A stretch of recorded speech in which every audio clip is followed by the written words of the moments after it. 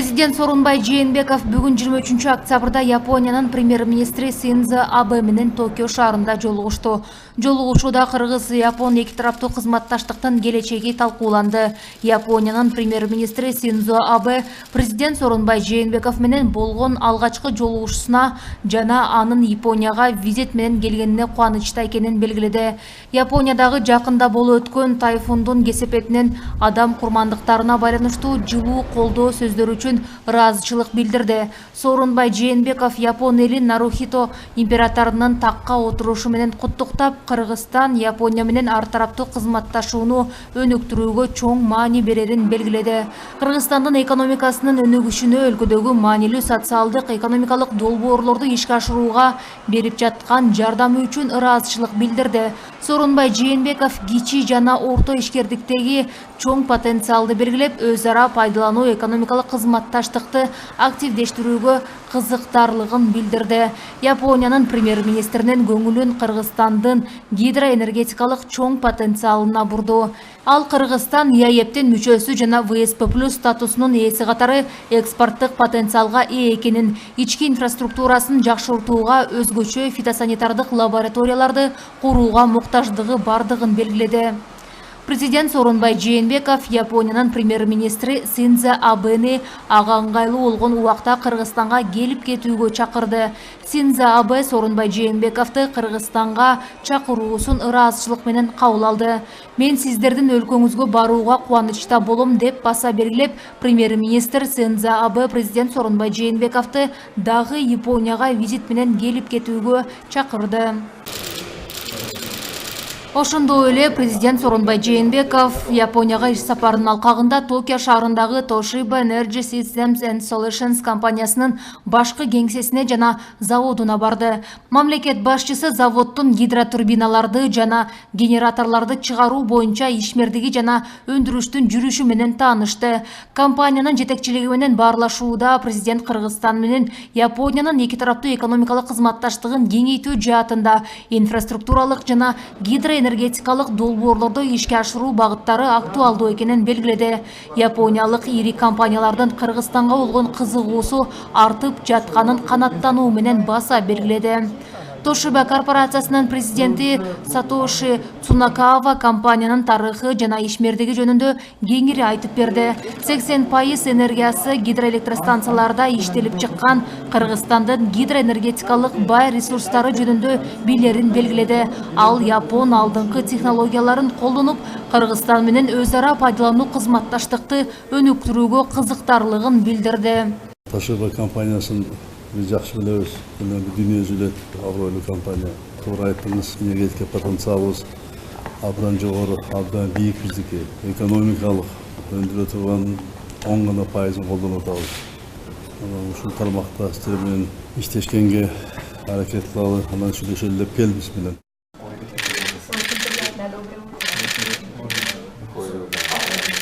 Ошондой эле президент Сооронбай Жээнбеков Токио шаарында Ратабо Япон бизнес ассоциациясынын жетекчилиги менен жолугушту.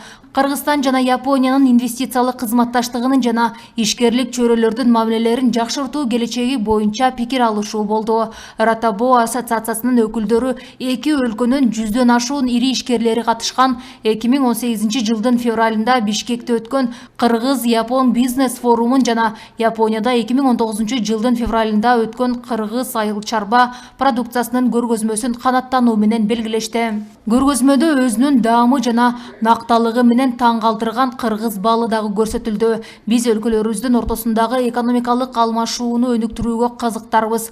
Биздин жолугушуубуз бул багытта кошумча дем берет деген ишенимдебиз деп баса белгилешти Ратабо ассоциациясынын мүчөлөрү. Сооронбай Жээнбеков Кыргыз-Япон кызматташтыгынын ийгиликтүү мисалы катары Япон эл аралык кызматташтык агенттигинин Ысык көл облусундагы бир айыл бир продукт долбоорун ишке ашыруу болгонун белгиледи. Жээнбеков 2020 жылы кезектеги Кыргыз-Япон ишкерлер форумун өткөрүү боюнча пландары менен бөлүшүп, бүгүнкү күндө Кыргызстанда чакан жана орто бизнести колдоо жана мынданда жагымдуу инвестициялык климатты түзүү боюнча активдүү иштери жасалып жатканын кошумчалады. Ратабо Япон бизнес ассоциациясы 1967 жылы негизделип, КМШ жакынкы жана алыскы чет өлкөлөр менен бизнес кызматташтыктын өнүгүүсүнө жардам берет. Ратабонун өнөр жайдын аргандай тармактары, банктар, фонддук компаниялар, өнөр жай бирикмелери, жүргүнчүлөрдү жана жүктөрдү ташуу агенттиктер, ошондой эле жергиликтүү өзүн өзү башкаруу болуп 200дөн ашуун мүчөсү бар. Сиздердин ассоциация Кыргызстан менен Япониянын ортосунда соода-экономикалык байланыштарды бекемдегенге, өнүктүргөнгө чоң салым кошуп келатасыздар. Биздин азык-түлүктүн Японияга экспорттолушуна жардам берип келатасыздар. Мен терең ыраазычылык билдирем. Жыл сайын мен билем биздин алдыңкы өндүрүүчүлөр сиздердин жардам менен Японияга келип, ар кандай жарманкада катышып кетип атышат. Бизнесмен таанышып атышат.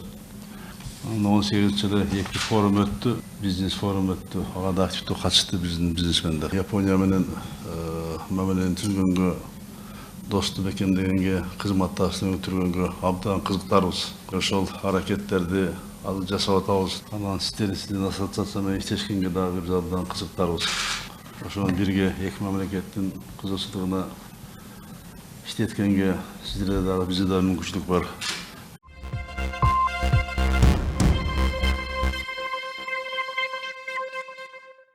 Билим берүү министри Каныбек Исаков окуучуларды ысык тамак менен камсыз кылуу боюнча мыйзам долбоорун колдойт экен. Демек ал өзү жакында чыгарган ата-энелерден акча чогултпоо жөнүндөгү буйругуна каршы чыгып жатпайбы? Бул тууралуу депутат Улукбек Ормонов жогорку кеңеште жалпы билим берүү уюмдарында окуучулардын тамактануусун уюштуруу жөнүндө мыйзам долбоорун талкуулоо жүрүшүндө билдирди. Азыр айтып кетти да коллегаларым, ата-эненин милдети бул деп. Туура. Анда өкмөт өзүнөн алып койсун, мен ысык тамак берип атам деген сөзүнчү. Анда бардыгын берели ата-энеге, толук эле. Биз мына 700 сом берип алып туруп, анан кийин ата-эненин колуна 50 сомго кол салып атабыз мына ысык тамак болуш үчүн. Шаарда билинбейт бул, айыл жеринде жөнөкөй турмушу бар көп балалуу ата-энелерге эмне болот? Ушудан такыр эске алган жоксуздар. Себеби мектепте бул башталат мына мыйзам кабылалары менен. Мына мыйзам турат. Жеке жактарга акча чогултууга мүмкүнчүлүк бар деп туруп, ар бир ата-энеден балаң тамак жесинби сенин? Тыйының жок болсо баласы тамак жебей калат.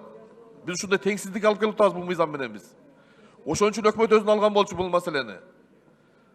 Биз ошол 550 миллионду 1 миллиард кылып туруп, андан кийин тендери жок кылып берип койсок, ошол жетмек окат. Толук. Ошондо өкмөт айтмак, биз балдарды толук ысык тамак менен камсыз кылдык деп.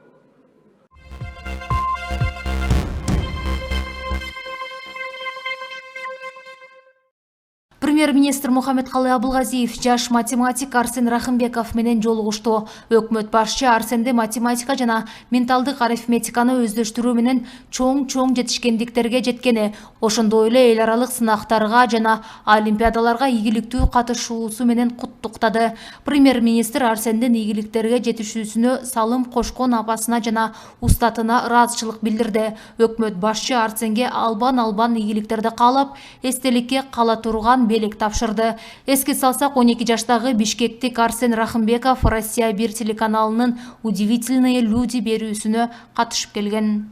Сен ошол эмгекчилдигиң, апаңдын берген тарбиясын, мугалимиң берген тарбиясын, берген билимин өздөштүрүп, ушу биздин Кыргызстандын атын чыгарып атканыңа биз абдан кубандык. Эң чоң байлыгыбыз бул биздин балдарыбыздын акылдуулугу, билимге умтулгандыгы, биздин Кыргызстандын келечеги ушу Арсен сага окшогон балдар менен болобуз. 10 жылдан кийин силер эми Кыргызстанды экономикасын көтөргөн, маданиятын көтөргөн, билимин көтөргөн балдар болосуңар да, ошон үчүн сен аракет кылам.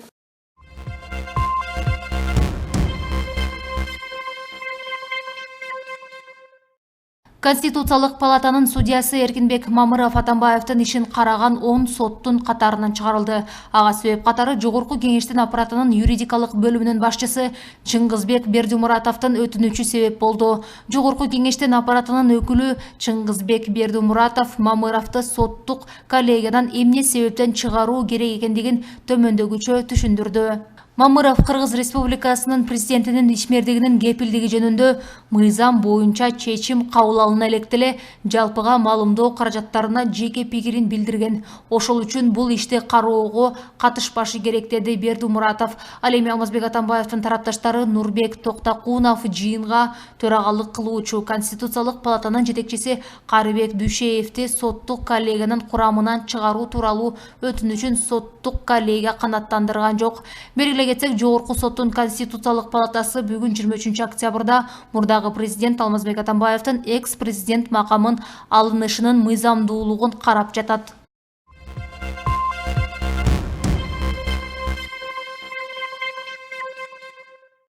Учурда каттуу талкууда болуп жаткан шайлоодогу добуш топтоо босогосунун пайыздык көрсөткүчү боюнча саясатчы Камчыбек Ташиев дагы пикирин билдирди. Ташиев утуп чыгуу босогосу 9% болушун колдойт.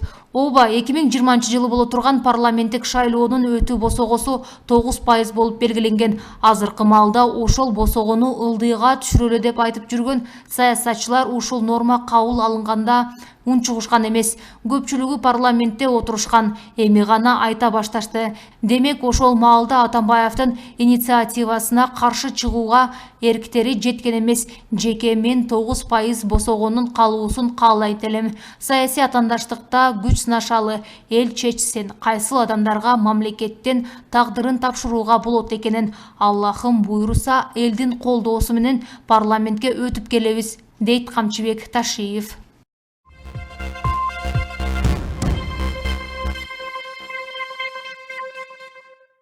Бишкектеги эски аянт мамлекеттик ишмер Турдакун Усубалиевдин ысымын алат. Бул тууралуу бүгүн Бишкек шаардык кеңештин кезектеги жыйынында чечим кабыл алынды. Депутаттардын бардыгы бул чечимди колдошуп, талкууга коюшкан жок. Жарлык 2020 жылдын октябрь айынан тарта күчүнө кирет. Кошумчалай кетсек, быйыл Турдакун Усубалиевдин 100 жылдыгы белгиленет. Буга чейин президент Сооронбай Жээнбеков Көрпсай КЭСине Усубалиевдин аты берилгенин айткан. Ошондой эле жакында эле Кыргызстанда Турдакун Усубалиев атындагы тоо чокуу пайда болду.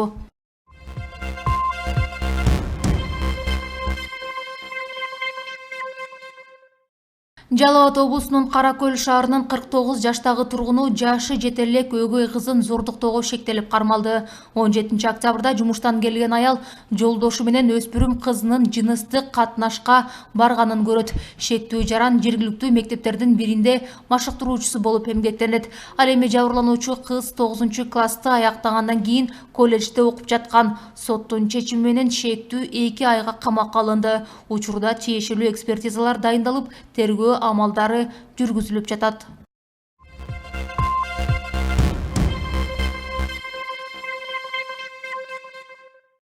Бишкек шаарындагы Токтогул менен Разаков көчөлөрүнүн кесилишинде 2 унаа кагышты. Окуя бүгүн 23 октябрда болгонун күбө репортерга билдирди. Анын айтымында Toyota менен Honda Fit унаасы кагышкан. Учурда кырсыктын чоо жайы такталып жатат.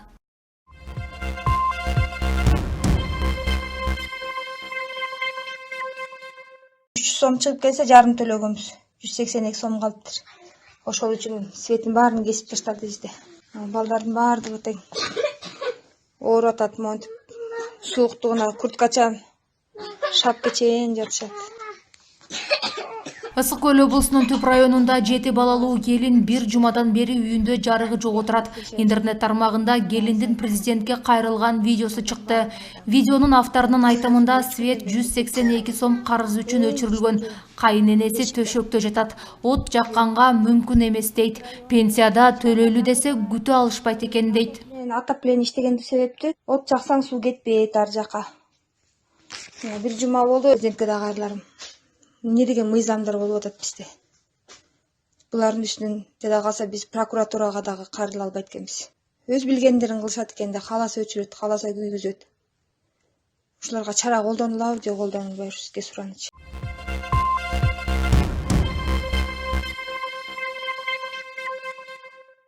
Ак Өргө конушундагы Сулайман тоо, Тагай би жана Сулайман тоо Жакшылык көчөлөрүнүн кесилишиндеги жайларда эч кандай тийиштүү документтери жок күйүүчү май сатылып жатканы белгилүү болду. Бул тууралуу экономикалык кылмыштарга каршы күрөшүү боюнча мамлекеттик кызматынан кабарлашты. Териштирүүнүн жүрүшүндө бул жайдан 2 тонна АИ 92 маркасындагы бензин менен дизель отуну табылган. Бул факт кылмыштардын бирдиктүү реестрине киргизилип, мамлекетке келтирилген чыгымдын суммасы такталууда. Мыйзамсыз жол менен күйүүчү май саткандар боюнча сотко чейинки иликтөө иштери башталды.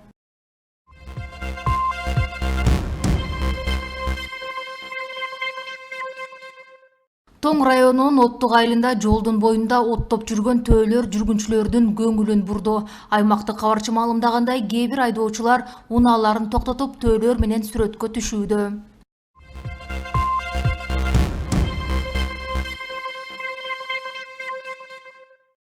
Нарын облусунун аймагында социалдык мекемелердин 90% көмүр менен камсыз болду. Бул тууралуу аймактык кабарчыга өкүлчүлүктөн билдиришти. Маалым болгондой, бүгүнкү күндө Нарын облусунун социалдык, маданий тармагын жана бюджеттик мекемелерин көмүр отуну менен камсыздоо ишинин аткарылышы 90%га жакындаган. Ал эми облустун калкына жалпы 97.284 тонна көмүр отуну керектеле турган болсо, анын 31%дан ашыгы тартылып жеткирилди. Бул маселе облустук коллегияда каралып, жетекчилик тарабынан айрыкча Нарын районунун айылдарынын жана Нарын шаарынын калкына көмүр тартуу ишин тездетүү талабы коюлду.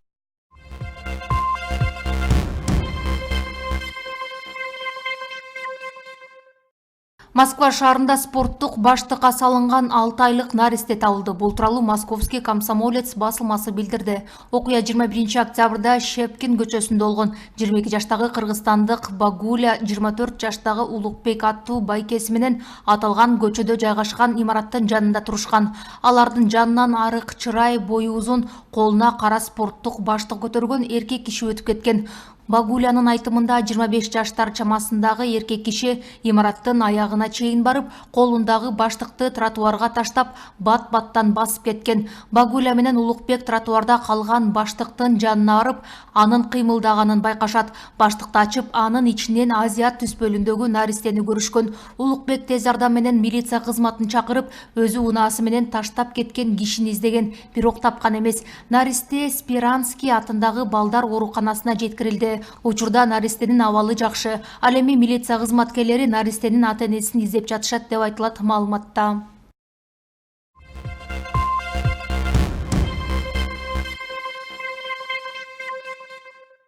Орусиянын Мурина шаарында белгисиз адамдар 24 жаштагы кыргызстандык жигитти атып кетишти. Бул тууралуу орус басылмалары жазууда. 21 октябрь күнү Шувалов көчөсүндө турган кыргыз жигитке 2 адам келип тамеки сураган. Тамеки берүүдөн баш тарткан баланы тапанча менен көкүрөк тушуна жана бутуна атып, окуя болгон жерден качып кетишкен. Кыргыз жараны ооруканага жеткирилип, Всеволожск районунун полициясы териштирүү ишин баштады. Ал эми элчиликтен бул боюнча маалымат тарата элек.